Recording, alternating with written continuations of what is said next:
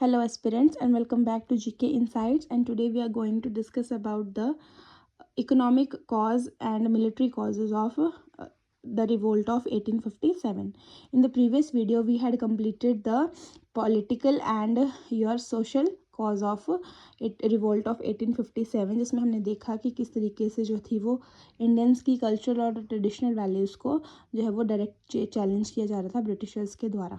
अब हम देखें इकोनॉमिक कॉज जो था, इसमें क्या था ना, जो रूरल एरियाज़ थे वहाँ जहाँ पे पीसेंट्स और ज़मींदार जो बड़े बड़े होते थे वो क्या कह रहे थे कि वो टैक्स ले रहे थे बहुत ज़्यादा, है ना, उनसे टैक्स लिया जा रहा था बहुत ज़्यादा, बड़े एक large amount of tax were taken.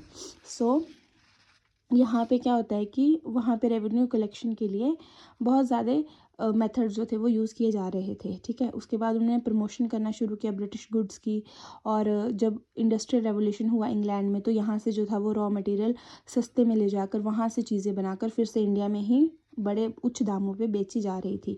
तो वहाँ पे जो है वो इस वजह से जो है वो टेक्सटाइल इंडस्ट्री ऑफ इंडिया जो थी वो रूइन हो चुकी थी।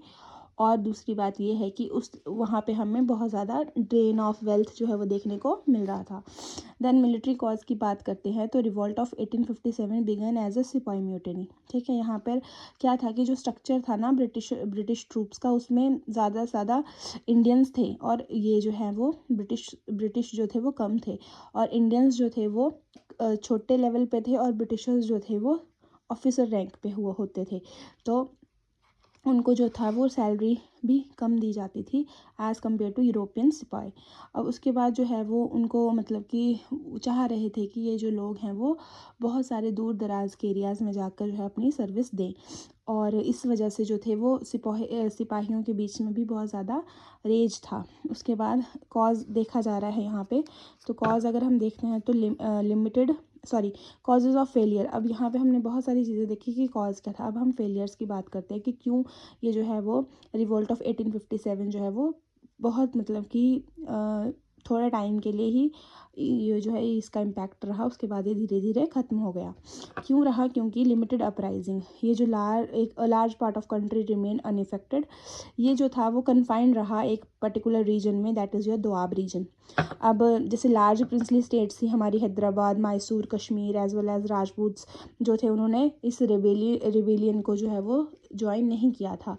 उसके बाद lack of effective leadership, Nana Saheb and रानी लक्ष्मीबाई जो थे वो उनका इसको बहुत ज़्यादा सपोर्ट था, लेकिन फिर भी यहाँ पे जो था वो एक प्रॉपर लीडरशिप जो थी वो नहीं थी, और इफ़ेक्टिव लीडरशिप भी यहाँ पे बहुत कमी थी, जिसकी वजह से ये जो है वो इतना वास्ट मूवमेंट नहीं बन पाया। देन लिमिटेड रिसोर्सेज, आगे उसके बाद है in terms of man and money. अब लोग चाहिए, पैसा चाहिए, पार्टिसिपेशन यहाँ पे मिडिल क्लास की हमें नहीं देखने को मिलती हैं, जबकि उन्होंने जमींदार्स और बड़े बड़े जो लैंडलॉर्ड्स थे उन्होंने क्या किया था, ब्रिटिशर्स की हेल्प की थी इस रिवोल्ट को दबाने में।